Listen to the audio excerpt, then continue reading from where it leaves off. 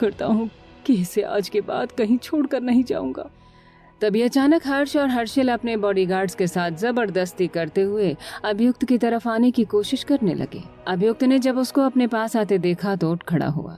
हर्षिल तेजी से आगे बढ़कर अभियुक्त के कॉलर को पकड़ते हुए बोला, आपकी हिम्मत कैसे हुई कि हमें और हमारे आदमियों को झील महल की सीमा के अंदर न आने दे? आखिर हमें रोका क्यों गया है? अभियुक्त ने अपने कॉलर से उसका हाथ हटाते हुए कहा, एक बात कान खोलकर सुन लो, शायद तुम हमें अच्छे से नहीं जानते हो। तुम प्रतापगढ़ के राजकुमार हो सकते हो, पर अच्छे से नहीं जानते हो।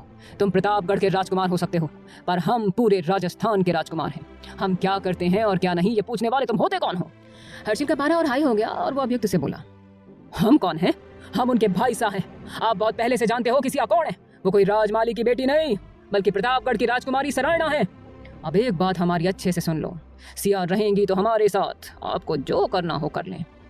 अभियुक्त ने हर्षिल को अपनी आंख दिखाते हुए कहा, क्या बहन बहन लगा रखा है? अब तक कहाँ थी तुम्हारी ये फिक्र? अभियुक्त ने ये कहने के बाद एक लंबी सांस ली, फिर बोला, क्या कहा? सिया को तुम हमसे दूर करोगे? यहीं जिंदा गाड़ देंगे सबको। एक बार में बात समझ नहीं आती क्या कि वो हमारी है? वो हमारे साथ ही रहेंगी। ये बात जितनी जल्दी समझ लो तुम लोगों के लिए उतनी ही अच्छी होगी। हर्षिल हंसते हुए बोला, तुम्हें क्या लगता है वो नाजुक सी लड़की तुम्हारे इस खूंखार रवैये को देखने के बाद भी तुम्हारे साथ रहना चाहेगी? जो लोग तुम्हारे बारे में बोलते हैं वो एकदम सच ही बोलते हैं कि तुम एक राक्षस हो और वो ही रहोगे। तुम्हारे साथ रहकर हम अपनी बहन की पूरी जिंदगी नरक नहीं होने देंगे। अभियुक्त की आंखों में भले ही लावा धधक रहा था, पर वो जानता था कि कुछ हद तक हर्षिल की बातों में भी सच्चाई थी। उसकी इस हैवानियत के चर्चे पूरे राजस्थान में हो चुके थे। इस बार समर चुप न रह सके और वो गरज उठे, हर्षित, जबान संभाल कर बात करो। मानते हैं जो हुआ वो गलत हुआ, पर इस तरह आप सिया को अभियुक्त से अलग नहीं कर सकते। शायद आपको पता नहीं, पर उनकी शादी हो चुकी है। कौन से पति पत्नी? बचपन की शादी का कोई महत्व नहीं रहता हुकुम सा। सिया हमारे साथ ही जाएंगी बस।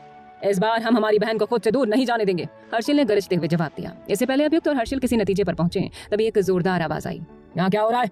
अभियुक्त ने पीछे मुड़कर देखा तो वहां पर रणविजय खड़ा था। उसके पीछे 6-7 फॉरेन डॉक्टर्स और कुछ नर्सेस थी। रणविजय उन सभी को जाने का इशारा करते हैं और खुद हर्षिल के पास आ जाते हैं।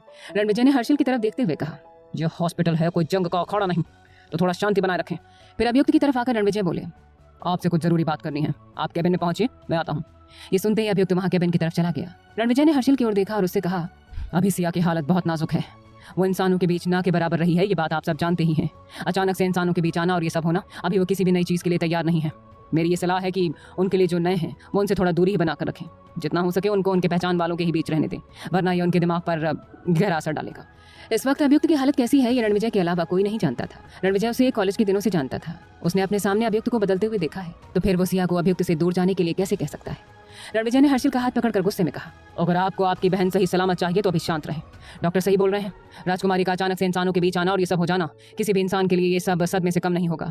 एक तो वो पहले से ही काफी कमजोर हैं, और अगर अभी वो अपनी असली पहचान के बारे में जान गई तो शायद वो खुद को संभाल न पाए। रणविजय इस बार हर्षिल की तरफ आया और उसे देखते हुए बोला, एक बात जान लो कि अगर अभियुक्त उनको संभाल भी लेंगे तो वो हम लोगों को कभी नहीं अपना पाएंगी, क्योंकि वो ऐसे परिवार को क्यों अपनाएंगी जो उनके बुरे वक्त में उनके साथ न रहा हो। हर्षिल ये सुनते ही बाहर चला गया। उसको अपनी बहन इतनी मिन्नतों के बाद मिली थी, पर हालात ऐसे हैं कि वो उसको अपने पास नहीं रख सकता था और ना ही उसको सच बता सकता था। हर्ष सबसे हटकर अकेले हॉस्पिटल में बने मंदिर की ओर बड़े आस से देखते हुए खड़े थे। उनकी आंखों में आंसू थे और वो चुपचाप एकटक कान्हा जी की मूर्ति को देख रहे थे। समर धीरे से हर्ष के कंधे पर अपना हाथ रखते हुए बोला, चिंता न करें, सिया ठीक है। हमें पता है अभी आप पर क्या गुजर रही है। बस हमें एक बात आपसे कहनी है कि अगर आप सिया को अभियुक्त से अलग करेंगे तो आपको और प्रतापगढ़ को उनकी राजकुमारी सरायणा जरूर मिल जाएगी, पर आपके साथ हम सब भी सिया को खो देंगे, वो भी हमेशा के लिए। हर्ष बिना किसी भाव के समर की ओर देखते हैं तो फिर समर फिर से बोला, ये बात हम आपको एक दोस्त की तरह बोल रहे हैं, ना कि एक हुक्म सा आदेश दे रहा है। सिया को अभियुक्त से दूर करने का मतलब है प्रतापगढ़ का नामो निशान मिट जाना। उम्मीद है आप हमें अभियुक्त का पिता बनने पर मजबूर नहीं करेंगे। हर्ष अब गहरी सोच में डूब चुके थे। मेरी तो समझ ही नहीं आ रहा कि अभियुक्त के बारे में इतना सब जानते हुए भी कोई पिता अपनी बेटी को ऐसे इंसान के हाथ में कैसे सौंप सकता है। पर सिया का क्या? वो भी अगर अभियुक्त के साथ रहना चाहेगी तो मैं क्या करूंगा? आखिर मैं सिया को किस अधिकार से बोलूंगा कि हमारे साथ चलो? वो तो हमें पहचानती भी नहीं है। अभियुक्त अभी भी रणविजय के केबिन में बैठा हुआ था। तभी रणविजय अपने केबिन में आया और अभियुक्त से बोला, सिया अभी ठीक नहीं है, उनके दिमाग में बहुत बड़ा सा झटका लगा है। उम्मीद है कि वो पूरी तरह से रिकवर कर लेंगी। रणविजय ने देखा कि अभियुक्त अब भी बिल्कुल ही खामोश था। रणविजय समझ सकता था कि अभियुक्त इस वक्त सिया के लिए बहुत परेशान है। उसने अभियुक्त के कंधे पर हाथ रखते हुए कहा, उनको अभी केयर की बहुत ही ज्यादा जरूरत है। ऐसा करते ही इस बार अभियुक्त रणविजय को देखने लगा। रणविजय एक गहरी सांस लेकर बोला, उनके होश में आने के बाद आपको हर एक परिस्थिति के लिए तैयार रहना होगा। अभियुक्त ने गहरी सांस ली और अपना सिर हिलाया। रणविजय खड़ा हुआ और अभियुक्त के पास आकर उसको पट्टी करने लगा। समर अभियुक्त की तरफ बड़े ध्यान से देख रहा था। सब कुछ इतना जल्दी हो रहा था कि उनको समझ ही नहीं आ रहा था कि क्या करें। वो खुद हुक्म सा थे, पर उनसे ऊपर महाराजा सा थे, जिनकी आज्ञा की अवहेलना करना उनके लिए नामुमकिन था। आखिर वो पिता थे उनके, और उनके संस्कार अपने पिता की बात टालना नहीं सिखाते थे। एक तरफ हर्षल था, दूसरी तरफ हर्ष जो खुद के घर पर सांप पाले हुए थे, पर वो भी ये सब कहाँ जानते थे। और सबसे अलग अभियुक्त, जो सिया को खुद से अलग तो कभी नहीं होने देगा, चाहे उसके लिए कुछ भी करना पड़े। उस बात का नमूना कुछ देर पहले ही सभी ने देख लिया था। सिया के लिए अभियुक्त ने पूरा राजस्थान एक कर दिया था। अब अगर सिया प्रतापगढ़ गई तो प्रतापगढ़ को मिटने से कोई नहीं रोक सकता था। रणविजय अभियुक्त की पट्टी कर चुका था। तभी एक नर्स आई और वो रणविजय को बोली, सिया मूव कर रही है, मुझे लगता है कि आपको चेक करना चाहिए। अभियुक्त ने जैसे ये सुना, वो खड़ा हुआ, वो दौड़कर उस तरफ गया जहां सिया एडमिट थी। अभियुक्त जैसे ही अंदर आया तो सिया को देखकर एकदम से चौंक गया। सामने जो दृश्य था उसे देखकर अभियुक्त की आंखों की पुतलियां फैल चुकी थीं और उसके हाथ कांपने लगे थे। आखिर ऐसा क्या देखा था अभियुक्त ने? क्या सिया की जगह वहां कोई और थी? इन सवालों के जवाब जानने के लिए सुने कहानी का अगला भाग। अभियुक्त ने देखा कि सिया सामने बेड पर लेटी हुई थी, लेकिन उसकी स्किन और बहुत ज्यादा वाइट, होंठ हल्के काले लग रहे थे। वो पहले से ज्यादा कमजोर लग रही थी। सिया को इस हाल में देखकर वो घबरा गया। अभियुक्त धीरे से सिया के पास आया। वहां 5 डॉक्टर और कुछ नर्सेस थीं। सबका ध्यान अभियुक्त के पास चला गया। सिया के पैरों में गहरे काले निशान थे, जो अभिजीत द्वारा रस्सियों से बांधने पर पड़े थे। अभियुक्त सिया को देखकर मन ही मन बोला, हे भगवान, मेरी सिया का हाल कैसा हो गया है। बस एक बार ये ठीक हो जाए, फिर मैं इसे एक पल भी अपने से अलग नहीं होने दूंगा। अभियुक्त धीरे से नीचे झुका और सिया के पैरों को चूम लिया। ये देख वहां मौजूद सभी डॉक्टर हैरान थे। रणविजय मुस्कुरा उठा और उन सभी को बाहर जाने का इशारा किया। करने के बाद खुद भी बाहर चला गया। अब अभियुक्त सिया के पैरों में जहां चोट लगी थी वहां प्यार से मलहम लगा रहा था। उसके चेहरे पर कोई अहंकार नहीं अपने सम्राट बनने का, थी तो बस फिक्र अपने अनमोल प्यार की। तभी अभियुक्त को एहसास हुआ कि सिया के पैर हरकत कर रहे हैं। अभियुक्त खड़ा हुआ और सिया के सिर को सहलाने लगा। अभियुक्त से बोला, जान आप तो उठ जाओ ना, हम आपको बाहों में भरने के लिए तरस रहे हैं। इतना बोलकर उसने सिया के माथे को प्यार से फिर से चूम लिया। तभी सिया की बॉडी में हलचल हुई और धीरे धीरे सिया की आंखें खुल गईं। अभियुक्त उसको देखकर खुशी से बोला, थैंक गॉड, मेरी जान को होश आ गया।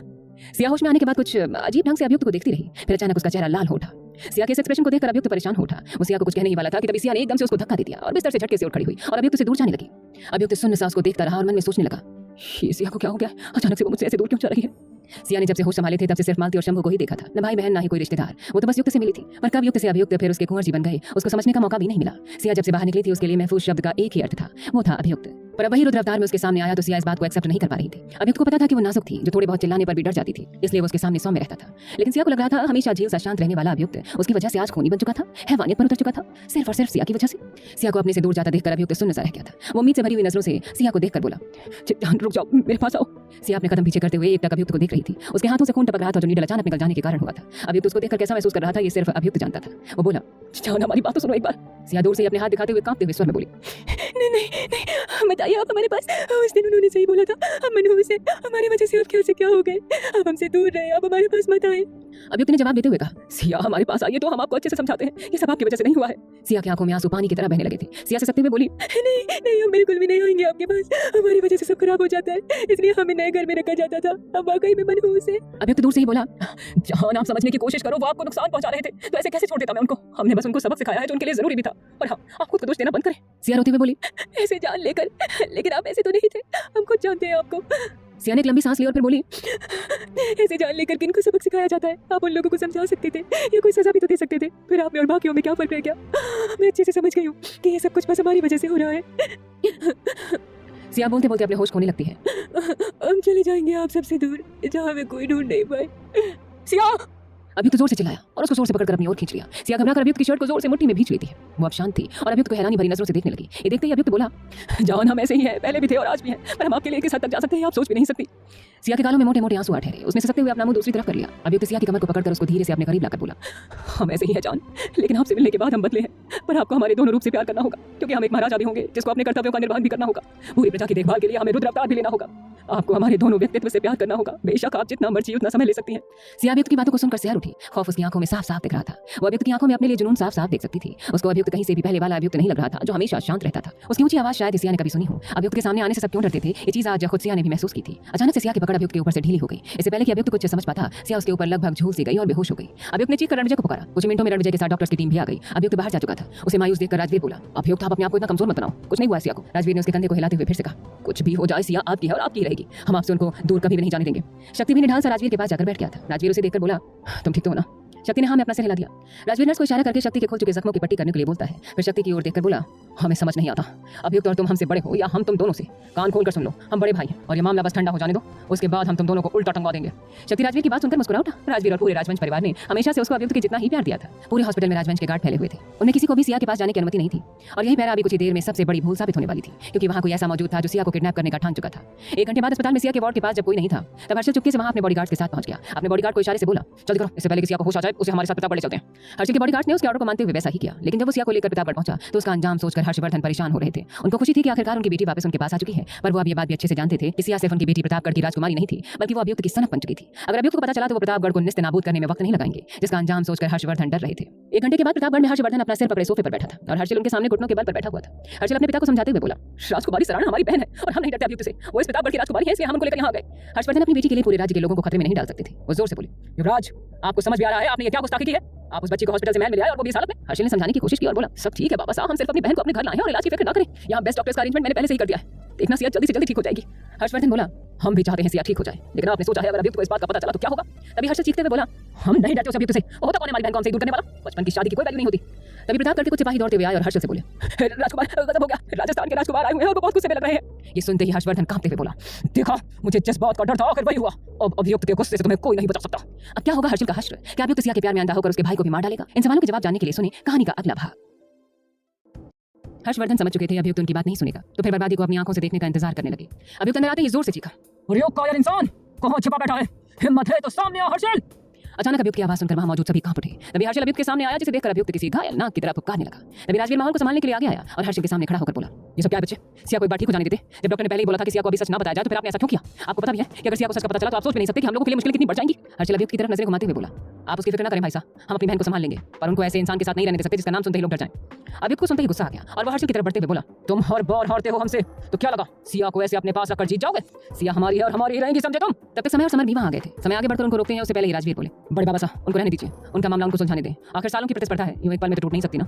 बस आज इसमें दरार आ जाए फिर दिल मिल ही जाएंगे। हर्षल भी गुस्से में बोला, ठीक है, नहीं निकालते गुस्सा, पर बात सिर्फ इतनी सी है कि तुम हमारी बहन के लायक नहीं हो और हमें नहीं देना अपनी बहन को तुम्हें। अभियुक्त ने सुनते ही गुस्से में हर्षल का कॉलर पकड़ लिया। अभियुक्त चीखते हुए बोला, तुम्हें क्या लगता है तुम ये पैतरे हमारे ऊपर आजमाओगे और हम सिया से दूर हो जाएंगे? कभी नहीं। अरे तुम क्या, इस दुनिया की कोई भी ताकत हमें हमारी सिया से अलग नहीं कर सकती है, और अगर तुम्हें लगता है तुम सिया को हमसे दूर कर दोगे तो बेशक आजमा कर देख लो। अभियुक्त की आवाज पूरे महल में गूंज रही थी। तभी हर्षल गुस्से में एक तेज मुक्का अभियुक्त के पेट में मारते हुए बोला, ये गलतफहमी है तुम्हारी, और क्या बोल रहे थे? जिंदा कर दोगे, जरा हम भी तो देखें। ये बोलकर हर्षल ने फिर गुस्से में कहा, ये देखो राजस्थान के होने वाले हुकुम साहब को ले आए हम उनको यहाँ, क्या कर लोगे तुम? हाँ? अभियुक्त फौरन हर्षल पर झपट पड़ा, लेकिन तभी वहां मौजूद सभी लोग उन दोनों को अलग करने में जुट गए। हर्षल को अकेले शक्ति ने संभाला हुआ था, पर बेलगाम अभियुक्त को कौन संभाले? समय, समर और राजवीर तीनों मिलकर भी अभियुक्त को नहीं संभाल पा रहे थे। अभियुक्त ने झटके से खुद को छुड़ाया और सब पीछे हो गए। अभियुक्त ने पास रखे सिंगल सोफे को दोनों हाथों से उठाकर जोर से हर्षल की तरफ पटक दिया। हर्षल टाइम लेते वहां से हट गया, नहीं तो उसका कचूमर बनना तय था। लेकिन सोफे को 5-6 टुकड़ों में टूटता देखकर सभी कांप उठे। शुक्र मनाओ कि तुम बच गए, लेकिन मैं भी देखता हूँ कि आखिर कब तक खुद को बचा पाओगे। अभियुक्त की इस आवाज में गरज थी जैसे इस जंगल का शेर हो। तभी कालिशान कमरे में पलंग में लेटी सिया को अचानक होश आ गया। उसका पूरा चेहरा पसीने से भर चुका था, शायद उसने कोई बुरा ख्वाब देखा था। वो जोर जोर से सांस ले रही थी। वो झटके से उठकर बैठ गई। तभी उसका ध्यान उस जगह गया, वो खुद को अनजान कमरे में देखकर घबरा गई। घबराते हुए वो बोली, ये मैं कैसे आ गई हूँ? मैं तो अस्पताल में थी, तो फिर यहाँ कैसे? अचानक से उसको अभियुक्त का ख्याल आया कि कैसे उसने उस वक्त अभियुक्त को उल्टा सीधा बोलकर उन्हें नाराज किया था। उसके बाद भी अभियुक्त बस उसको ही समझा रहे थे। सिया को अब समझ में आ गया था कि वो अभियुक्त से दूर नहीं जा सकती है, फिर चाहे कुछ भी हो जाए। अभियुक्त कहाँ हो? मुझे यहाँ से ले चलिए, मुझे आपके बिना कुछ भी अच्छा नहीं लगता। सिया ये कहते हुए रो पड़ती है। अभियुक्त की आंखों में उसके लिए बढ़ती तड़प और सच्ची मोहब्बत को वो कैसे अनदेखा कर सकती है? हाँ, उसने अभियुक्त के साथ बदतमीजी की थी क्योंकि वो उस पल अपने आप में नहीं थी, पर इसका मतलब ये तो नहीं था कि अभियुक्त उसको छोड़कर चला जाए। सिया को लग रहा था अभी तक अभियुक्त उससे गुस्सा होकर चला गया है, क्योंकि उसने उससे बदतमीजी जो की थी। सिया घबराते हुए बोली, मुझे उनके पास जाना ही होगा, मुझे उनको मनाना ही पड़ेगा। ये बोलकर सिया जैसे उतरने को हुई, उसके हाथों से लगकर पास में रखा मेडिसिन ट्रे गिर गया। उस आवाज को सुनकर एक दरवाजा खोलकर एक फीमेल डॉक्टर अंदर आई और मुस्कुराते हुए बोली, वाह, आपको होश आ गया। राजकुमारी जी, अभी कैसा लग रहा है आपको? सिया ने हैरान होते हुए पूछा, हम अभी कहाँ हैं और हम यहाँ कैसे आए? डॉक्टर थोड़ी हैरान हुई, पर खुद को उसने नॉर्मल दिखाते हुए कहा, अभी आप अपने महल में हैं, आप इस वक्त प्रतापगढ़ में हैं। ये सुनते ही सिया सुन्न हो गई। वो मन ही मन बोली, क्या मैं प्रतापगढ़ में हूँ, लेकिन मैं यहाँ कैसे आ गई? क्या कुंवर जी को मेरे यहाँ होने का पता है? सिया अचानक से रोने लग गई और हिचकी लेते हुए बोली, हम तो कुंवर जी के पास थे ना, तो फिर यहाँ कैसे? डॉक्टर सिया के रोने से घबरा गई और उसको चुप करवाते हुए बोली, आप रोई मत राजकुमारी, हमें बताएं कौन है आपके कुंवर जी। सिया ने गहरी सांस ली और फिर बोली, आप हमें ले चलेंगे ना उनके पास? सिया की मासूमियत को देखते हुए उस डॉक्टर ने हाँ में सिर हिला दिया, जिसे देखते ही सिया बोली, वो ना बहुत अच्छे हैं, वो बड़े से हैं और वो तो राजस्थान के राजा हैं और वो बहुत गुस्से वाले भी हैं, जिनकी आवाज से सब दहल जाते हैं। डॉक्टर बोली, अरे वो तो नीचे कुछ लोग प्रतापगढ़ के राजकुमार के साथ बहस कर रहे हैं, उनमें से एक आदमी जो बहुत सुंदर दिख रहा था, उसके बारे में सब बोल रहे थे कि वो राजस्थान के हुकुम शाह हैं।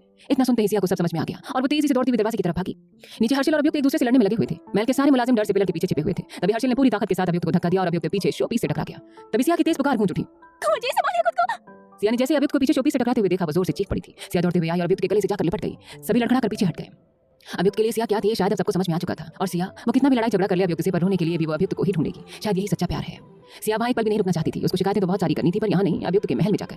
अभियुक्त भी अब वहाँ एक मिनट नहीं रहना चाहता था, इसलिए उसने बिना कुछ सोचे शक्ति को इशारा किया और सिया को लेकर हेलीपैड की तरफ चला गया। अभियुक्त को यूं सिया को उठाना प्रतापगढ़ वालों के लिए हैरानी की बात थी, पर राजवंश के लिए नॉर्मल। सारे लोग बस उन दोनों को ही देख रहे थे। सिया अभियुक्त के साथ चली गई। हर्षवर्धन की आंखों में आंसू आ गए। हाँ, उन्होंने पाप किया था कि एक छोटी बच्ची को उसकी मां से अलग कर दिया था ताकि सारा राजपाट हर्षिल को मिले, पर जब आज वही बच्ची बिना उन पर ध्यान दिए उनको अनदेखा की जा रही थी तो ऐसा लग रहा था जैसे वो इस दुनिया में ही अस्तित्व नहीं रखते हैं। सिया को अभी नहीं पता था कि वो उनकी बेटी है, इस प्रतापगढ़ की राजकुमारी है। जिस बच्ची को हर सुख सुविधा मिलनी चाहिए थी वो अपना जीवन किस कठिनाई में गुजार रही थी इसकी कोई कल्पना भी नहीं कर सकता था। हर्षिल उनको रोकने के लिए उनके पीछे गया, पर हर्षवर्धन ने उनको मना कर दिया। समर और समय हर्षवर्धन के पास आए और बोले, आप इस बात का ध्यान रखें कि आप राजा हैं प्रतापगढ़ के, लेकिन एक पिता भी हैं। हमें पता है इस वक्त आपको कैसा लग रहा होगा, लेकिन भरोसा रखिए, हम हमारे बेटे को जानते हैं, वो सिया को कोई तकलीफ नहीं पहुंचने देंगे। हर्षवर्धन ने हाँ में सिर हिला दिया और फिर समर से बोले, हम अभियुक्त से बात करेंगे कि सिया को सच्चाई वो खुद सही समय आने पर बताएं। अगली बार जब सिया यहाँ आए तो होश में अपनी मर्जी से आए। किसी को नहीं पता था कि सिया को लेकर अभियुक्त कहाँ चला गया है। सभी सरप्राइज होते हुए अभियुक्त को वहां से जाते हुए बस देख रहे थे। आखिर कहाँ गया अभियुक्त सिया को लेकर? क्या वो सिया के लिए अपने इस राजवंश को छोड़ देगा? आखिर अब आगे क्या करने वाला था हर्षिल? इन सभी सवालों के जवाब जानने के लिए सुनी कहानी का अगला भाग। कुछ देर बाद अभियुक्त सिया को हेलीकॉप्टर से लेकर एयरपोर्ट पर पहुंच गया था। सिया को किसी की नजर में नहीं आने देने के कारण उसने ये एयरपोर्ट चुना था। अभियुक्त ने सिया को देखा जो अभी तक सो रही थी। वो धीमे से बोला, अब हमें कोई अलग नहीं कर सकता जान। ये कहने के बाद उसने झुककर सिया के माथे को चूमा और सावधानी से उसे गोद में उठाकर हेलीकॉप्टर से बाहर ले आया और सीधे जाकर उसके प्राइवेट जेट में चला गया। वहां उसने सिया को अच्छे से कंबल से ढक दिया। कुछ ही घंटों में वो लोग इंडिया के दूसरे कोने में पहुंच गए थे। हमेशा की तरह अभियुक्त के साथ शक्ति और विराट थे। प्राइवेट जेट के लैंड करते ही अभियुक्त की आंखें खुल गई। उसने एक नजर सिया को देखा तो देखता ही रह गया। गोरा बेदाग चेहरा, गुलाबी होंठ, उसकी खूबसूरत लंबी लंबी पलकें जो मोर के पंख जैसी लग रही थी। अभियुक्त उसको कुछ देर तक निहारने लगा। विला शहर से दूर था। रोड के दोनों तरफ गिरी हुई बर्फ जगह को और भी खूबसूरत बना रही थी। अभियुक्त सिया को लेकर अब कोई जोखिम नहीं ले सकता था। वो अब किसी पर भी भरोसा नहीं कर सकता था, क्योंकि वो जानता था कि सिया को अब खतरा बाहर के दुश्मनों से नहीं बल्कि घर के अंदर के दुश्मन से ज्यादा था। हम आपको कुछ नहीं होने देंगे, कभी भी नहीं, आप हमारी जान है सिया। अभियुक्त उसका माथा चूमते हुए बोला। कुछ देर के बाद अभियुक्त की कार विला पहुंच चुकी थी और यहाँ उसके साथ कुसुम रहने वाली थी। कुसुम परीक्षा का बहाना बनाकर आई थी। सिया उसके साथ खुली मिली हुई थी और कुसुम अभियुक्त की भरोसेमंद भी थी। कार जैसे ही रुकी, शक्ति जल्दी से आकर दरवाजा खोल देता है। सिया गुनगुनाकर अभियुक्त के सीने से और चिपक गई। अभियुक्त मुस्कुराते हुए सिया को वैसे ही लेकर नीचे उतरा। तभी सिया बोली, कुंवर जी आप कहाँ चले गए थे हमें अकेला छोड़कर? सिया प्रतापगढ़ की बात कर रही थी, जहाँ पर सिया को हर्षिल बिना अभियुक्त को बताए ही अपने महल ले गए थे। अभियुक्त बोला, नहीं जान, हम आपको छोड़कर कहाँ जाएंगे? हमें सब पता होता तो हम आपको कभी जाने ही नहीं देते। सिया ने अभियुक्त के हाथों को पकड़ लिया और बोले, हमें माफ कर दीजिए कुंवर साहब, हमने आपको बहुत बुरा भला बोला था ना, आप हमसे नाराज नहीं है ना कुंवर जी? अभियुक्त ने सिया के बालों पर हाथ फेरते हुए कहा, नहीं जान, गलती हमारी है, हमें आपको छोड़कर जाना ही नहीं चाहिए था। हर चीज का अच्छा और बुरा पहलू होता है, जो आज इनके रिश्ते ने बता दिया था। ये सुकून की रात थी जिसमें अब दोनों के बीच कोई शिकायत नहीं रह गई थी। अभियुक्त ने सिया के माथे को चूम लिया और सिया के बगल में जाकर लेट गया। थके होने के कारण दोनों ही नींद के आगोश में समा गए थे। लगभग आधी रात को अभियुक्त के फोन में लगातार शक्ति का फोन आ रहा था। कुछ देर बाद अभियुक्त अनमने मन से फोन उठाते हुए बोला, हाँ बोलो शक्ति, इतनी देर रात कॉल करके क्यों परेशान कर रहे हो? उसके बाद शक्ति ने जो कहा अभियुक्त के होश उड़ गए। वो फटाफट कमरे से बाहर निकला और शक्ति से बोला, हमें फौरन चलना चाहिए। अभियुक्त शक्ति और अपने कुछ गार्ड्स के साथ विला से बाहर चला गया। उधर सिया इन सबसे बेखबर सो रही थी। तकरीबन 2 घंटे बाद विला के अंदर अभियुक्त की गाड़ियां तेजी से अंदर आई। अभी भी आधी रात का ही समय था और सिया बेखबर सो रही थी। अचानक सिया को एहसास होता है जैसे उसने कोई बुरा सपना देखा और वो चौंक कर उठ गई। सिया अभिजीत वाली याद से उभरी नहीं थी। सिया अपने सामने अभियुक्त को देखती है तो वो चौंक जाती है। उसने देखा कि अभियुक्त की शर्ट खून से गीली थी। वो अभियुक्त को कुछ बोलती उससे पहले ही अभियुक्त के हाथ से गिरते टपकते खून को देखकर डर जाती है। वो घबराते हुए बोली, कुंवर साहब ये खून कैसे टपक रहा है आपके हाथ से? आप बिल्कुल लापरवाह हो, अपना जरा भी ख्याल नहीं रखते। सिया को समझ में नहीं आ रहा था कि अभियुक्त को क्या हुआ है। अब सिया बाथरूम से पानी लाकर कपड़े से हल्के हल्के हाथों से खून को साफ कर रही थी। सिया अपने छोटे छोटे हाथों से अभियुक्त की शर्ट के बटन को खोल रही थी। उसको लग रहा था अभियुक्त को कहीं से चोट लगी है। सिया का दिमाग बहुत मासूम था। उसके दिमाग में एक बार भी ख्याल नहीं आया कि अभियुक्त ने चोट खुद को दी होगी। वो हल्के हल्के फूंक मारते हुए उसकी चोट में मलहम लगा रही थी। अभियुक्त बोला, आपको पता है जी करता है कि बस आपको यूं ही देखता रहूं जान, आप सच में बहुत प्यारी हैं और मासूम हैं। अभियुक्त बस सिया को देखे जा रहा था। उसको आज इतना सुकून मिल रहा था जैसे सिया उसके जख्मों में नहीं उसके दिल में मलहम लगा रही थी। हटिए, हम आपसे बात नहीं करेंगे, हमारी फिक्र करने में इतने व्यस्त हो जाते हैं कि अपना ख्याल तक नहीं रख पाते हैं हमसे। आप बताइए, आपके हाथों से खून बह रहा है, आपको इसकी कोई परवाह नहीं है, ये क्या कोई अच्छी बात है? सिया ने अभियुक्त की चिंता करते हुए कहा। अभियुक्त बोला, आप है ना मेरी फिक्र करने वाली, तो फिर मैं इतना क्यों सोचूं? पट्टी करवाने के बाद अभियुक्त फिर से सिया की गोद में अपना सिर रख देता है। धीरे धीरे सिया फिर से सो जाती है, पर अभियुक्त की आंखों में इस वक्त नींद का एक कतरा नहीं था। सुबह के वक्त सिया बिस्तर पर अकेली थी। अभियुक्त सुबह सुबह बाहर गार्डन में वर्कआउट कर रहा था। शक्ति रात में सोया नहीं था। वो किनारे झूले में बैठा ऊँघ रहा था। तभी कुसुम सिया के कमरे में आई। उसने देखा कि सिया अभी तक सो रही थी। कुसुम ने सिया को उठाने के लिए खिड़कियों से पर्दे हटा दिए। कुसुम धीरे से सिया को उठाते हुए बोली, जी साहब उठिए ना, देखें आज कितने दिनों के बाद धूप निकली है। सिया ने अंगड़ाई लेते हुए देखा तो सामने कुंवर साहब को ना पाके घबरा गई और चढ़ चढ़ बैठी। सिया की हरकत को देखते हुए कुसुम ने पूछा, क्या हुआ जीजी साहब? सिया बोली, कुंवर साहब कहाँ है? कुसुम ने जवाब देते हुए कहा, वो बाहर वर्कआउट कर रहे हैं। कुसुम के मुंह से सुनते ही सिया चैन की सांस लेती है। कुसुम बात पूरी करते हुए बोली, जीजी साहब जल्दी से तैयार हो जाओ ना, बाहर कहीं घूमने चलते हैं। कुसुम की बात सुनते ही सिया मुस्कुराते हुए उठी और बाथरूम चली गई। नीचे विला के हॉल में अभियुक्त और शक्ति नीचे बैठकर कुछ पेपर्स पर डिस्कस कर रहे थे। विराट बगल में बैठा हुआ था और कुछ नौकर अपना काम कर रहे थे। सिया धीरे से सीढ़ियों से उतरकर अभियुक्त के पास आकर खड़ी हो गई। उसने देखा कि अभियुक्त के हाथ में रात वाली पट्टी बदली जा चुकी थी। वो इतने लोगों के बीच अभियुक्त से चोट के बारे में बात नहीं कर सकती थी। हालांकि अभियुक्त को देखकर सिया को राहत मिल गई थी। सिया ने देखा कि अभियुक्त कुछ काम में बिजी है तो उसने कुसुम के पास जाने का सोचा। वो जैसे ही आगे बढ़ी तभी उसके पैर उसकी साड़ी में ही फंसे और वो लड़खड़ा गई। तभी तुरंत अभियुक्त ने सिया को बाहों में लेते हुए बोला, जान आप ठीक है ना? दिखाई आपको कहीं लगी तो नहीं है? सिया बोली, नहीं मैं बिल्कुल ठीक हूँ, भला आपकी होते हुए मुझे कुछ कैसे हो सकता है? अभियुक्त ने कहा, आप ध्यान कहा था, जरा संभल के चला कीजिए। सिया ने जवाब देते हुए कहा, वो दरअसल मेरा पैर साड़ी में फंस गया था जिसकी वजह से मैं। इसके पहले कि सिया अपनी बात पूरी कर पाती अभियुक्त ने सबके सामने ही उसके माथे पर किस कर दिया और उसे वापस खड़ा कर दिया। ये देख सिया शर्मा गई। तभी कुसुम और विराट भी सिया के पास आ गए थे। अभियुक्त सिया को गोद में उठाकर डाइनिंग टेबल की ओर ले जा रहा था। सिया ने शर्माते हुए सिर उठाकर चारों तरफ देखा, लेकिन सभी नौकर अपनी निगाहें झुकाए हुए थे। सिया मन ही मन बोली, ये लोग मुझे इतनी शिद्दत से क्यों नहीं देख रहे? शायद अभियुक्त के सामने इनकी हिम्मत नहीं हो रही है। उसकी नजर कुसुम पर पड़ी जो उसे देखकर आंख मारकर मुस्कुराती। सिया शर्म से लाल होते हुए धीमे से बताई, और कुसुम ने तो मुझे देख लिया, वो अभियुक्त की बहन है और मेरी सबसे अच्छी सहेली भी। पर अभी मुझे इस तरह देखकर क्या सोचेंगी? वो घबरा कर अभियुक्त की तरफ देखने लगी। अभियुक्त ने बिना किसी की परवाह किए एक भौं उठाकर उसकी ओर देखा। वो बोला, आप चिटपटा क्यों रही हैं? मैं आज नहीं छोड़ने वाला आपको। उसकी इस बात ने सिया को शांत कर दिया और उसके गाल फिर शर्म से लाल हो गए। अभियुक्त उसे वैसे ही गोद में लिए टेबल तक पहुंचा। विराट और शक्ति पहले से ही टेबल पर बैठे थे, जबकि कुसुम किचन की ओर चली गई। अभियुक्त कुर्सी पर बैठ गया और सिया को अपनी गोद में बैठाए रखा। नौकरानियां खाने की प्लेटें लगाने लगी। सिया धीरे से शर्माती हुई बोली, कुंवर जी मैं अपनी कुर्सी पर बैठ जाती हूँ। अभियुक्त ने उसकी बात अनसुनी कर दी और खाने का एक और उसके मुंह की ओर बढ़ाया। सिया बोली, नहीं मैं खुद खा लूंगी। विराट जो उसे देख रहा था बोल पड़ा, अरे भाभी साहब। उसकी बात अधूरी रह गई क्योंकि शक्ति ने उसे कोनी मारी। विराट अपनी अधूरी बात ठीक करते हुए बोला, मतलब जीजी साहब ऐसा खिला रहे हैं तो खा लो ना, उन्होंने हमें कभी नहीं खिलाया, आपको खिला रहे हैं, कितना रोमांटिक है ना भाई साहब। शक्ति अभियुक्त की ओर देख रहा था जो बिना किसी भाव के विराट को घूर रहा था। अभियुक्त शांत पर वजनदार आवाज में बोला, विराट अगले शब्द सोच समझकर बोलना। विराट तुरंत चुप हो गया। अभियुक्त ने फिर से सिया की ओर कॉल बढ़ाया और इस बार सिया ने चुपचाप खा लिया। दूसरी बार जब अभियुक्त ने कॉल बढ़ाया तो सिया ने उसका हाथ पकड़ लिया। सिया धीरे से बोली, आप भी खाइए ना। अभियुक्त कुछ पल उसे देखता रहा, फिर मुस्कुराते हुए बोला, जैसे मैं तुम्हें खिला रहा हूँ वैसे ही अगर तुम चाहो तो तुम मुझे। अभियुक्त की बात पूरी होने से पहले ही सिया ने शर्मा कर मुंह फेर लिया। अभियुक्त हल्की हंसी के साथ बोला, ठीक है पहले तुम खा लो, मैं बाद में खा लूंगा। खाना खिलाने के बाद अभियुक्त ने खुद खाना शुरू किया, लेकिन सिया को अपनी गोद से उतरने नहीं दिया। सिया उसकी गोद में सिमटी हुई उसकी शर्ट के बटनों से खेल रही थी। अचानक सिया की पतली उंगलियां अभियुक्त के सीने पर टहलने लगी। अभियुक्त ने तुरंत सिया को उठाया और कमरे की ओर ले जाने लगा। सिया चौंक कर बोली, क्या हुआ, आप कमरे में क्यों जा रहे हैं? अभियुक्त ने सिया को बिस्तर पर बैठाया, दरवाजा बंद किया और उसके पास आकर खड़ा हो गया। सिया का शॉल रास्ते में ही गिर गया था, जिसका उसे एहसास नहीं हुआ था। सिया मासूमियत से बोली, कुंवर जी क्या बात है? अभियुक्त बोला, मुझे आपसे कुछ जरूरी बात करनी है, लेकिन मैं चाहता हूं कि आप इस बात को अपने तक ही गुप्त रखें और किसी को न बताएं। सिया ने जैसे ही सुना उसकी आंखों की पुतलियां फैल गई। उसे लगा कि अभियुक्त कोई राज की बात बताने वाले हैं, जिसके बारे में विराट और शक्ति को भी नहीं पता। आखिर ऐसी कौन सी बात थी जो अभियुक्त सिया को बताने वाला था? इस राज को जानने के बाद सिया पर इसका क्या असर पड़ेगा? इन सभी सवालों के जवाब जानने के लिए सुने कहानी का अगला भाग।